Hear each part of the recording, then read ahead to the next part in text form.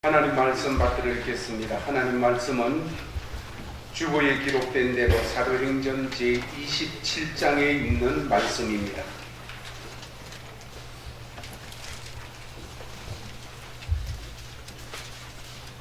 20절 말씀부터 26절 말씀까지 받들어 읽겠습니다. 여러 날 동안 해도 별도 보이지 아니하고 큰 풍랑이 그대로 있음에 구원의 여망마저 없어졌더라. 여러 사람이 오래 먹지 못하였음에 바울이 가운데 서서 말하되, 여러분이여 내 말을 듣고 글에 대해서 떠나지 아니하여 이 타격과 손상을 면하였더라면 좋을 뻔하였느니라. 내가 너희를 권하노니 이제는 안심하라. 너희 중 아무도 생명에는 아무런 손상이 없겠고 오직 백운이리라. 내가 속한 바 곧 내가 섬기는 하나님의 사자가 어젯밤에 내 곁에 서서 말하되, 바울아 두려워하지 말라. 네가 가이사 앞에 서야 하겠고 또 하나님께서 너와 함께 항해하는 자를 다 네게 주셨다 하였으니, 그러므로 여러분이여 안심하라. 나는 내게 말씀하신 그대로 되리라고 하나님을 믿노라.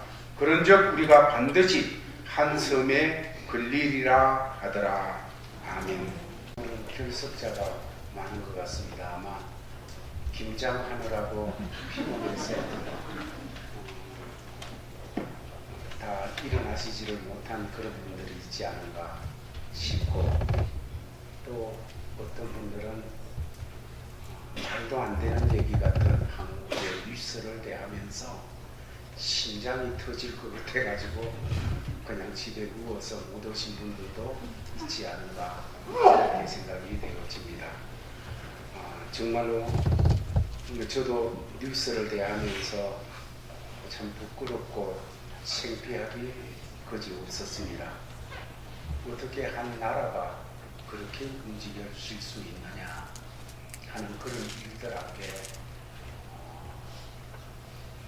하나님 앞에서 물어보게 되어지고, 또 교회의 잘못을 되돌아보게 되어지고, 또 국민들도 다시 한번 일깨워져서 정말로 투표를 잘하고 대통령 잘 뽑아야 되겠다 하는 그런 생각도 오게 되었습니다.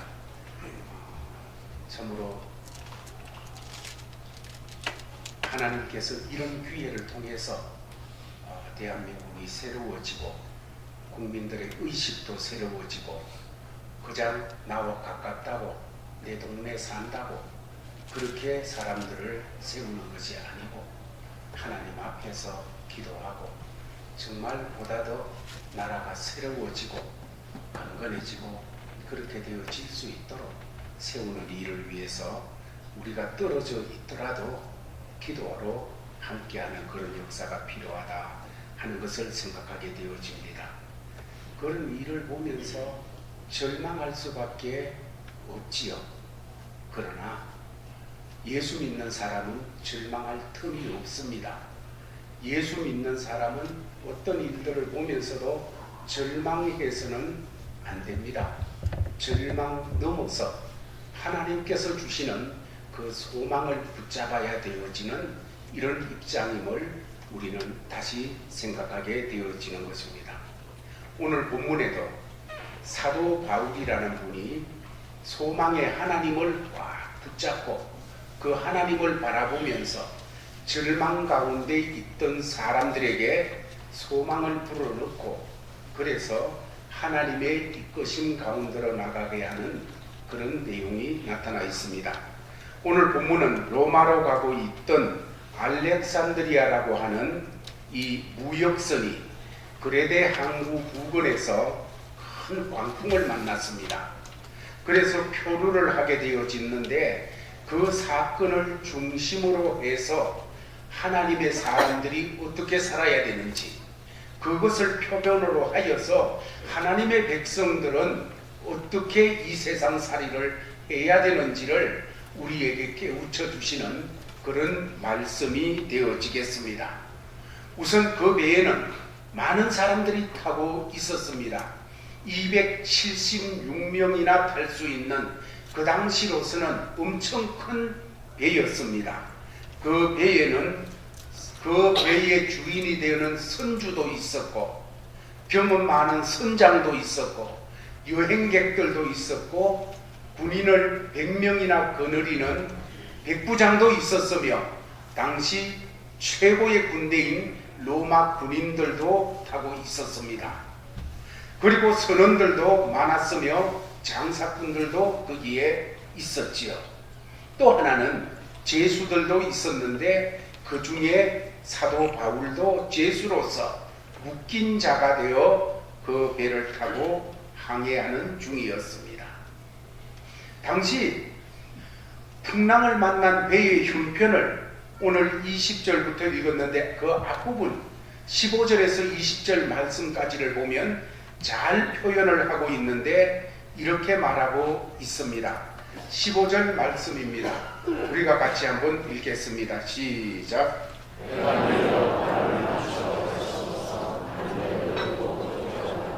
배가 밀려서 바람에 맞추어 갈 수가 없어. 그 당시 배는 요즘과 같이 그냥 모터를 가지고 돌려서 그 힘으로 가는 배가 아니고 범선이었습니다. 돛을 가지고서 바람의 힘을 이용하여 항해하는 그런 배였습니다. 그런데 바람이 너무 광풍이 되어지니까 미친 바람이 되어지니까 어떻게 돛을 어디로 돌려야 되는지도 모르고 돛을 그냥 어떤 방향으로 틀어야 될지도 모른다는 거예요.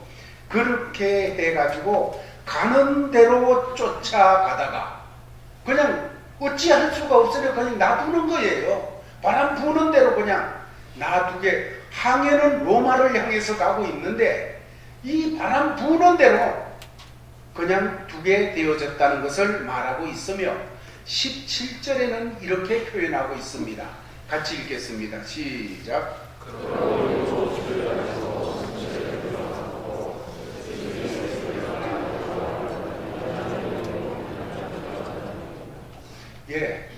이제 바람이 워낙 강하고 하니까 할 수 있는 대로 배를 꽁꽁 밧줄로 묶는 겁니다. 둘러가면서 좀 깨지지 않도록 이 배를 묶게 되어지고 모래톱에 걸릴까 하여서 기구들을 내려놓고 그 다음에는 오늘 성경에 보면 그냥 쫓아가더니 그냥 쫓아가는 거 손 쓸 수가 없다는 거예요. 이 문제에 지금 그 풍랑 속에 아무도 손 쓸 수가 없는 그런 입장이 되어졌다는 것이지요. 18절 말씀은 이렇게 말합니다. 같이 읽겠습니다. 시작.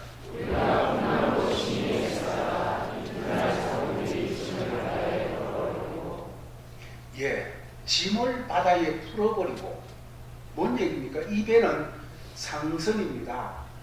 무역하는 많은 물건들을 가득 싣고 배의 목적은 이 물건들을 로마까지 잘 가져가는 거예요.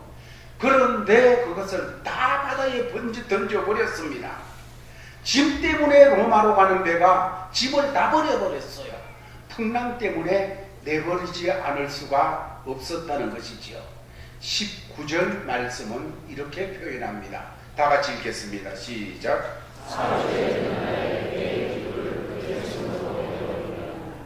이건 이제 완전 절망이에요. 짐은 배의 무게를 줄이기 위해서 어쩔 수 없이 살림을 버릴 수도 있겠지요. 그러나 배의 기구는 버리면 안 되는 겁니다. 배를 고치고 배가 운항하는 데 필요한 기구들이에요. 그래서 이 배의 기구는 버리면 안 되는 거예요.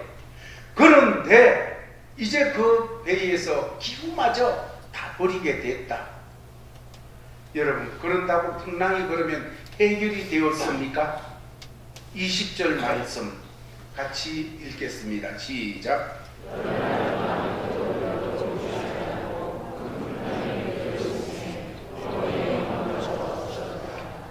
그 풍랑 앞에 어떻게 해보려고 짐도 버려보았습니다. 기구도 버려보았습니다. 그러나 풍랑이 잔잔해지지 않습니다.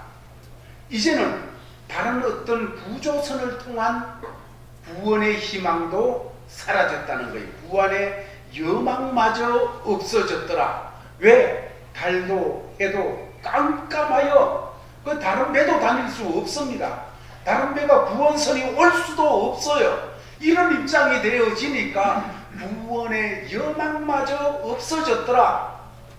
이거는 끝없는 절망의 끝에 이르러져 있다는 그런 얘기지요. 더군다나 21절 보면 사람들이 오래 먹지도 못했습니다. 여러분, 우리가 살아가면서 우리들 속에 여러 가지 풍랑이 일어날 때가 있습니다. 어떨 때는 마음의 풍랑이 일어나기도 합니다. 미움이 풍랑으로 끝없이 일어나기도 하고, 분노가 풍랑으로 일어나기도 하고, 방황하는 마음이 풍랑이 되어서 내 인생에 그 마음이 그냥 막 역사하기도 하고, 어떤 사람들은 죄 문제가 마음의 풍랑이 돼가지고 자기를 괴롭히고 이렇게 하기도 하지요. 마음의 풍랑만 있는 것이 아니라 인생의 풍랑도 있습니다. 어떤 사람은 경제적으로 풍랑을 당합니다. 어쩌면 우리 알버타에 사는 우리들은 경제적으로 이 한 해 동안에 벌써 풍랑 속에까지 지나온 사람들 아니겠어요? 지금도 풍랑은 계속되고 있습니다. 직장의 풍랑이 있을 수도 있어요. 친구의 풍랑이 있을 수도 있고, 어떤 사람은 자식이 풍랑이 되어서 역사할 수도 있고, 부부간의 풍랑이 일어나가지고 고통을 받는 이런 역사가 있을 수도 있겠지요. 이런 풍랑이 오게 되어질 때 일반적으로 사람들이 접근하게 되어지는 것은 이 풍랑을 해결하기 위해서 뭐를 해야 될까? 무엇을 해야 될까? 하고 생각하게 되어집니다. 좋습니다. 최선을 다해야 되겠지요. 가령 어떤 사람은 풍랑을 해결하기 위해서 선을 행하기도 하고, 도를 닦기도 하고, 어떤 이단에 빠지기도 하고, 그래서 대통령이 대통령 같자고 부통령같이 되어지는 그런 삶이 될 수도 있겠지요. 여러분, 그러나 정말 풍랑의 문제에 있어서 근본적으로 해결하는 건 뭘 내가 한다고 거기서 해결되어지는 것은 아닙니다. 길은 딴 곳에 있습니다. 오늘 20절 말씀은 구원의 여망이 없어졌더라. 구원의 여망이 마저 없어졌어요. 자기들 스스로는 어떻게 할 수 없고, 다른 누가 구원해 줄 수 있는 여망도 없어졌더라. 자, 그렇게 됐는데도 햇볕도 보이지 않고 밤에 별빛도 보이지 않는 것, 철저한 절망, 철저한 이 어둠, 완전한 절망, 빈틈없는 절망, 그 앞에 모든 사람들은 이제 죽음의 그림자가 와 덮고 있습니다. 절망이 덮고 있는 거예요. 자, 이것이 그 당시 배의 모습이었습니다. 배 안의 분위기였습니다. 배의 미래였습니다. 그런데 이런 상황에 바울이라는 분이 그들 가운데 일어나서 이렇게 외쳤습니다. 소리를 쳐요. 22절에 뭐라고 말을 하는가 하면 다 같이 읽겠습니다. 시작.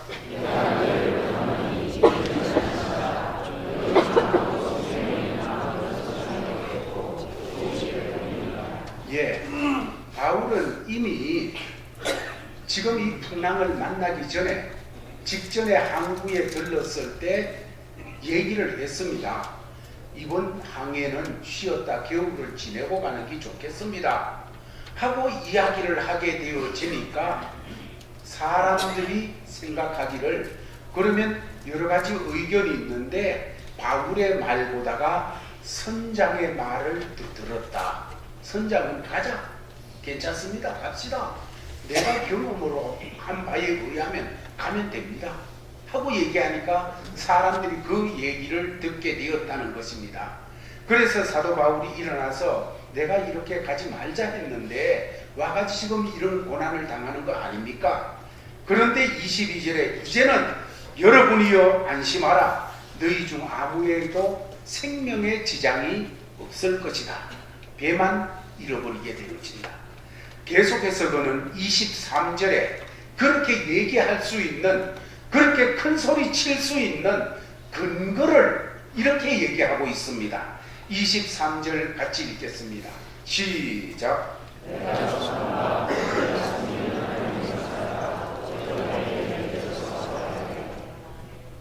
예, 내가 섬기는 하나님, 내가 속한, 내가 섬기는 하나님이 내게 이렇게 말했다.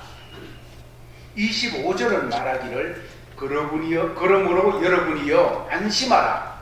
나는 내게 말씀하신 그대로 되리라고 하나님을 믿노라 하면서 이야기를 하는 겁니다. 여러분이여 안심하십시오. 여러분이여 안심하라.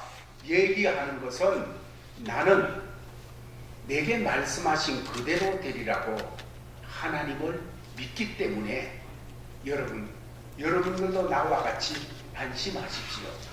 여러분들도 나와 같이 그 하나님을 바라보십시오. 여러분들도 나와 같이 그 하나님의 말씀을 붙드십시오 하고 얘기하고 있는 겁니다. 여러분, 그렇습니다. 짐도 버렸습니다. 배의 기구도 버렸습니다. 해와 달과 별도 보이지 않습니다. 그런데도 풍랑은 계속되고 있습니다. 그래서 이제 구원의 희망은 사라졌다고 275명이 절망에 쌓여서 죽음의 그림자에 눌려 있습니다. 그러나 단 한 사람, 사도 바울은 그런 중에 소망으로 채워져 있습니다.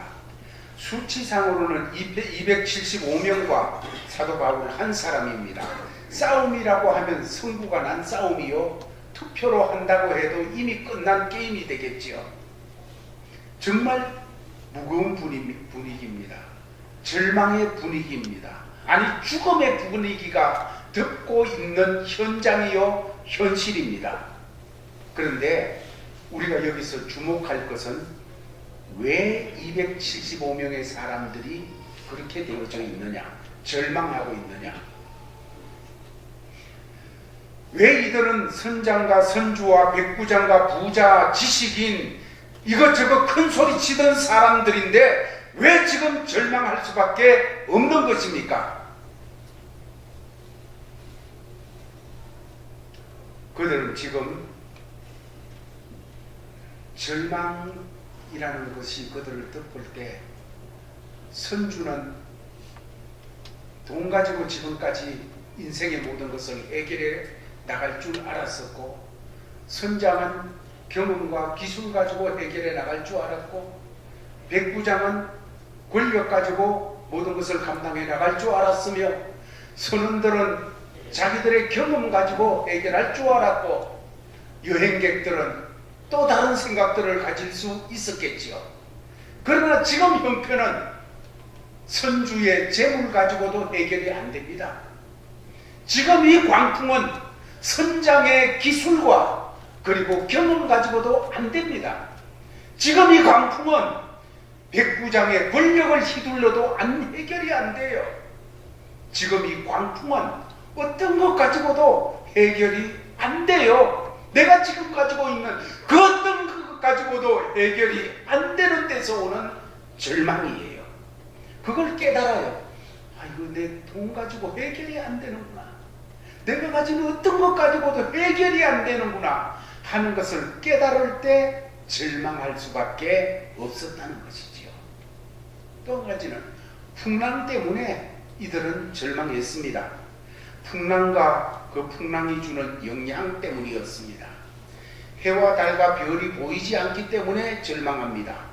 소중한 재산인 짐을 바다에 다 던져버렸기 때문에 절망합니다. 정말로 배의 기구들을 자기들의 손으로 다 던져버렸기 때문에 절망하고 있는 겁니다. 그러고도 풍랑이 그치지 않고 있기 때문에 절망하고 있는 거예요. 선주로도 선장으로도 백부장으로도 어쩔 수가 없는 것. 그래서 절망 앞에 무릎을 꿇을 수밖에 없게 되어져 있었습니다. 그러면 바울은 그런 가운데서 왜 희망을 가질 수 있었을까요? 똑같은 바다에서 똑같은 광풍을 만났습니다. 풍랑도 같고 바다에 내버린 것도 같고 해와 달과 별이 보이지 않는 것도 같습니다. 그리고 바울의 손길에는 그 사람들을 보다가 하나 더 수갑이 채워져 있습니다. 묶여져 있는 사람이에요. 그러나 바울은 왜 다를 수가 있었어요? 다른 사람이 보지 못하는 것을 봤습니다. 하나님을 봤습니다. 그 하나님을 믿었습니다.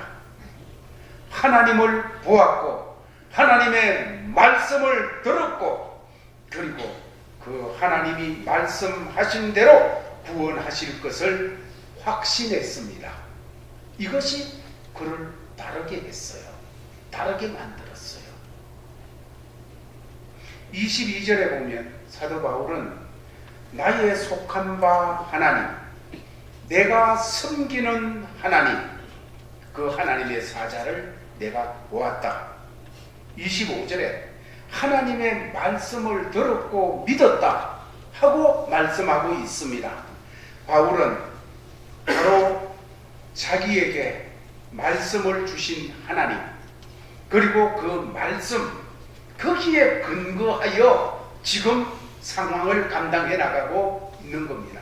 형편을 의지하여 살아가는 사람이 아니라 하나님과 그 하나님께서 주신 말씀을 근거로 하여서 지금의 문제를 감당해 나가는 사람이라는 것이지요.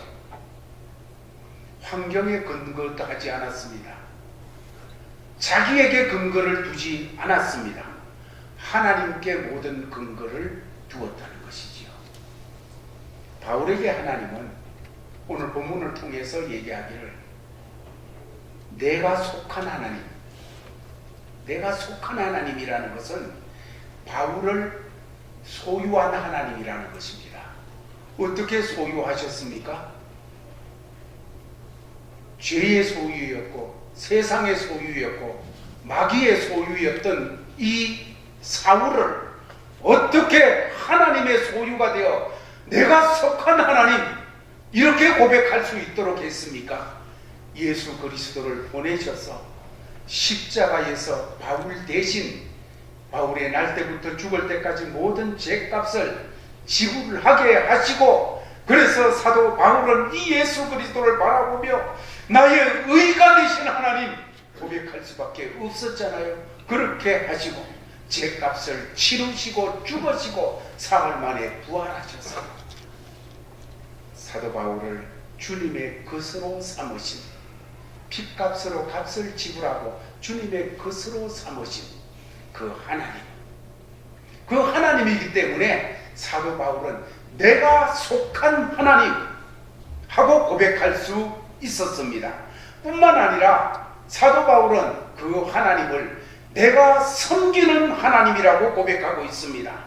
어떤 형편에서도 방초동산에서도 내가 그분을 향하여 찬송하고 기도하고 참으로 그 주님과 동행해야 될 뿐만 아니라 사망의 엄침한 골짜기에서도 바로 이 형편 속에서도 나는 그분 앞에 무릎을 꿇어야 하고 기도해야 하고 그분은 찬송받기에 합당하고 그분은 나를 통해서 영광을 받으셔야 될 내가 섬기는 하나님.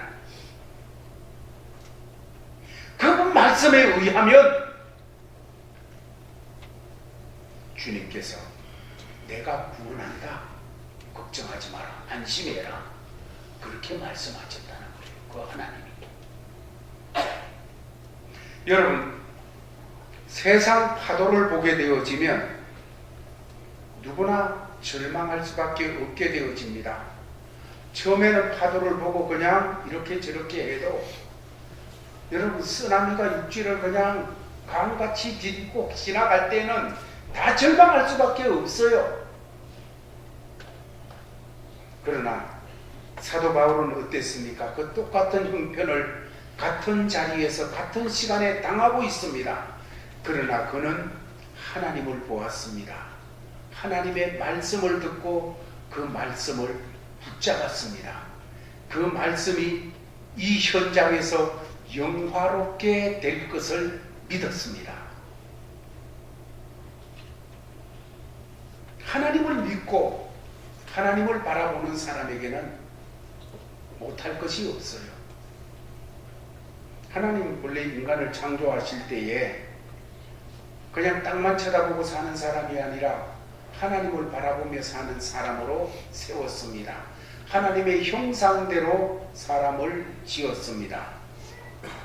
그 사람에게 하나님이 만드실 때 사람의 머릿속에 뇌가 들었는데 뇌의 무게는 뇌를 연구하는 사람들의 글을 보니까 한 1500g 정도 된다고 합니다.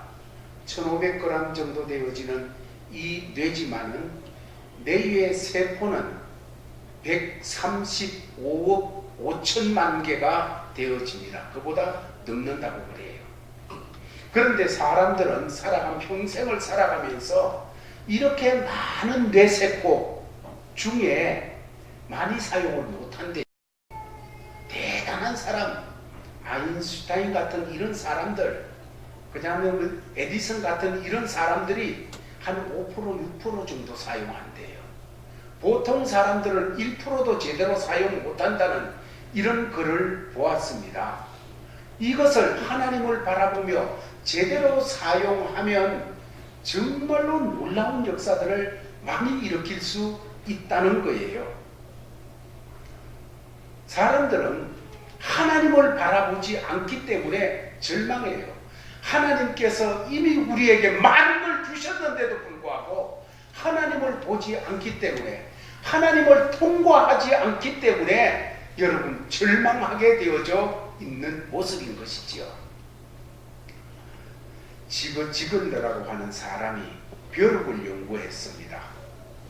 인터넷에 보니까 이분이 연구한 그 벼룩에 대해서 이렇게 얘기해서 그 내용은 이런 겁니다.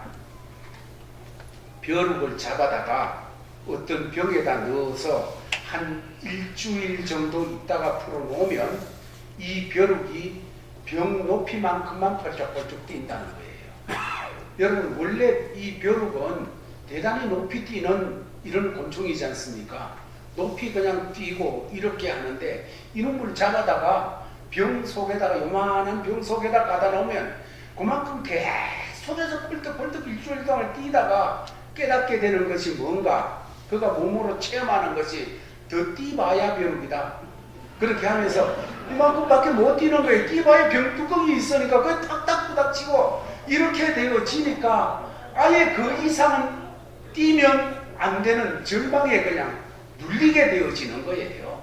절망에 그냥 탁 부닥치게 되어져서 그 절망 아래서 여기까지만 톡닥톡닥 뛰다가 말게 되어서 그래가지고 병에서 내놓아서 풀어놨는데도 아이 벼룩이 그냥 요만큼만 볼짝 뛰다가 마는 거예요. 사람들도 마찬가지라는 거예요.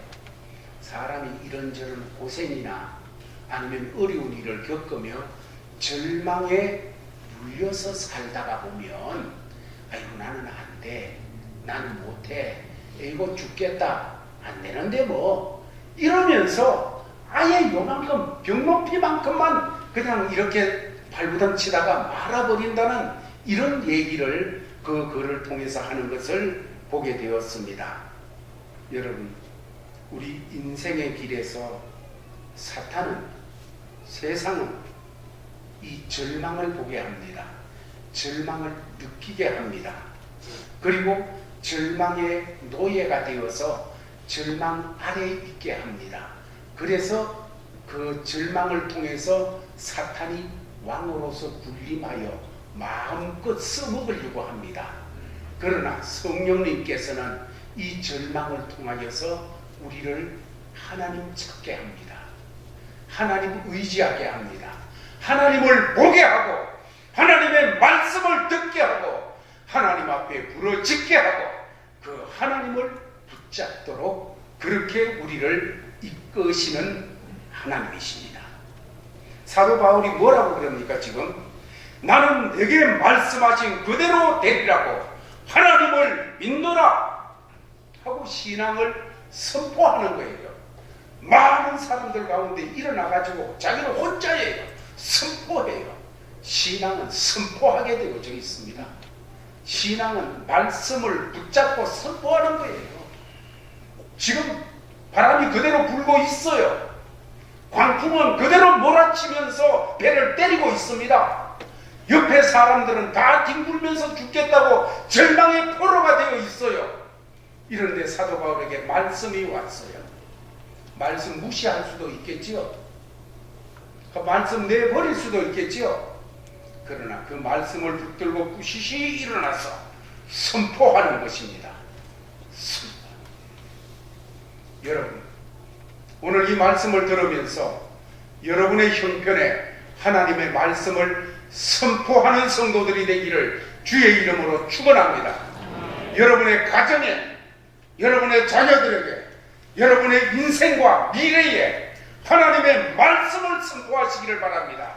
오늘 우리가 부닥친 어두운 그 모든 절망스러운 그런 부분에 하나님의 말씀을 선포하는 하나님의 사람들이 되기를 주의 이름으로 축원합니다. 나의 속한 바 나의 하나님, 나의 섬기는 하나님. 세상에 속한 사람은 세상이 무너질 때 같이 무너질 수밖에 없습니다. 돈에 속한 사람은 돈 무너질 때 같이 무너질 수밖에 없습니다. 경험과 권력을 가졌던 사람들은 그것이 무너질 때 같이 절망 속에 무너질 수밖에 없었습니다. 그러나 하나님을 가진 사람, 하나님을 붙잡은 사람, 하나님은 무너지지 않습니다. 하나님은 영원합니다. 하나님께는 그 풍랑도 아무 문제가 안 됩니다. 사람에게는 죽을 문제, 절망할 수밖에 없는 문제였지만 하나님에게는 자신이 있습니다. 하나님은 아무 문제도 없습니다. 아무 문제도 아니에요. 그건 하나님 앞에는.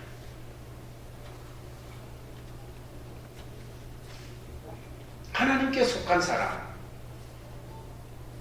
하나님께 속한 사람은 그 하나님을 바라보면서 어떤 문제 앞에서도 절망하면 안 됩니다. 주저앉으면 안 됩니다. 못 살겠다, 죽겠다 하면 안 됩니다. 하나님이 살아계시기 때문에 그 하나님이 값비싼 대가를 치르시고 우리를 아들, 딸로 삼아서 나를 아버지라 불러라 하고 아들, 딸 삼아 주셨기 때문에 우리는 그 하나님이 살아계신 한 절망해서는 안 됩니다. 주저앉아서 안 됩니다. 죽겠다고 해서 안 되는 것입니다. 오늘 말씀을 통해서 우리가 겪고 있는 우리의 형편들, 제일 큰 것은 불경기라는 것이겠지요. 아니면 어떤 분에게는 개인적으로 육신의 질고일 수도 있지요. 아니면 어떤 우환일 수도 있겠지요. 여러분, 이 형편 가운데서 오늘 말씀은 오늘의 바울이 되라. 네가 오늘의 바울이 되라. 네가 오늘 바울이 돼야 된다. 풍랑 가운데 바울, 그것처럼 너는 오늘 네 형편 가운데 오늘의 바울이 되어야 된다. 하나님을 바라보고 하나님을 신뢰하고 그 가운데서 주신 하나님의 말씀을 붙잡고 주위에다가 나는 하나님을 믿노라 선포하며 살아야 되어지는 오늘의 바울이 되라고 말씀하고 있습니다. 어쩌면 살다가 우리의 짐을 모두 내버리고 기구를 다 내다 버리고 아니면 이것저것 정말로 다 깨어지는 그런 위기가 다가올 수도 있겠지요. 그런 가운데서라도 우리는 그것을 보고 그거 끝날 때 같이 끝나는 사람이 아니라 하나님을 봐야 됩니다. 하나님을 붙잡아야 됩니다. 하나님은 우리에게 언제나 해답이요 소망이기 때문입니다. 이런 것을 경험한 사도 바울은 로마서 15장에 가면 그 하나님을 표현할 때 어떻게 표현하느냐 하면 소망의 하나님, 하나님은 소망의 하나님이다. 이렇게 표현을 하고 있어요. 이런 걸 경험 안 하고 갑자기 그냥 하나님은 소망의 하나님이다 이렇게 하는 게 아니고, 이런 경험을 다 겪어오면서 그가 하나님을 교제하며 깨닫게 되면서 그 속에서 성령의 감동 속에 터쳐나오지 않으면 안 되는 그 하나님의 이름은 소망의 하나님, 소망의 하나님. 여러분, 우리들에게도 하나님은 소망의 하나님입니다. 아멘. 그 소망의 하나님 붙잡고 우리의 모든 삶을 잘 감당하기 바랍니다. 벌써 10월 마지막 주일입니다. 이제 2016년도 2달밖에 안 남았습니다. 남은 2달도 세상은 뭐라 그러든지 간에 우리는 하나님 보고 소망의 하나님 높이면서 그 하나님께서 우리에게 주신 하나님의 말씀들을 우리 현장에서 그 말씀이 영화롭게 되는 것을 보기 위해서 기도하면서 그 말씀을 신뢰하면서 그 말씀을 선포하면서 함께 나가는 믿음의 권속들이 되기를 예수의 이름으로 축원합니다. 아버지 하나님 감사합니다. 주신 말씀 받았습니다. 받은 말씀을 붙잡고 소망의 하나님 대신 우리를 구원하신 주 예수 그리스도를 바라보며 또 예수님 붙잡고 주님과 동행하여 절망 가운데서도 절망을 넘어 오히려 소망을 노래하는 이런 믿음의 사람들로 살아가도록 역사하여 주옵소서. 예수님 이름으로 기도하옵나이다. 아멘. 아버지 하나님, 사랑하는 주의 백성들이 예배를 드리고 또 하나님께서 어떻게 살아야 될지 주신 말씀을 붙잡고 이제 세상으로 나아갑니다. 오 주여, 우리의 모든 삶 가운데서 예수 그리스도 우리의 소망이신 주를 붙잡고 소망 가운데 살아가는 하나님의 사람들이 되게 하여 주시옵소서. 주께서 우리에게 주신 온갖 말씀들이 우리 생활 속에 영화롭게 되어지는 그런 현장을 만들어가며 하나님을 기쁘시게 하는 사람들 되도록 역사하여 주옵소서.